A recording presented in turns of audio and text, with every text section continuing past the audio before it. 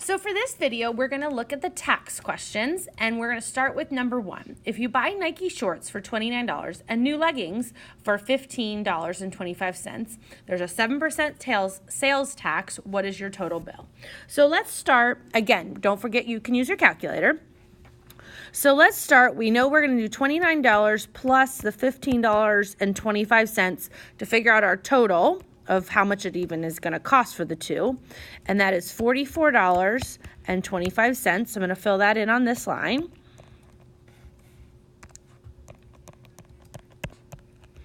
So now on that total, we need to figure out the 7% sales tax. So there's two different ways you can figure it out. You can figure it out with a proportion or an equation.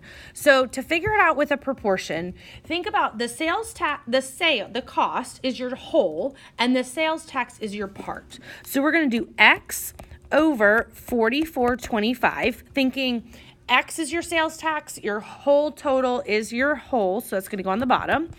And then your percent sales tax, percent always goes over 100. So we're going to do 7 over 100. So we're going to cross multiply and divide. So in your calculator, you would write 44.25 times 7 equals, then divide it by 100. And we get 3.097. The 9 looks to the 7 and tells it to round up. So we know that we're going to have $3.10 for our tax. The other way you could do it is take your total bill, so $44.25. Then you take that 7% sales tax and you change it to a decimal. So remember, it's 7 over 100. So how do we write 700ths as a decimal?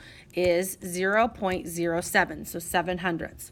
So what you can do as another option is 44.25 times that 700ths, and that's going to get you the same answer.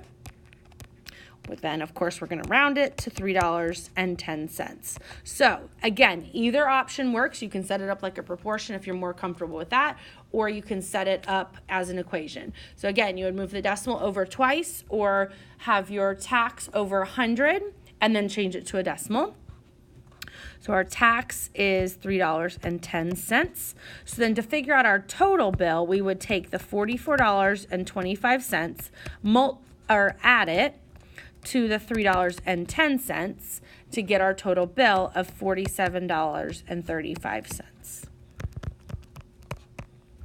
So again, you would figure out your total, add them together, set up your proportion or solve it like an equation to figure out your total tax, and then add it to the bill with the tax to find your total final bill. So go ahead and do number 2 and 3 on tax and then check the key.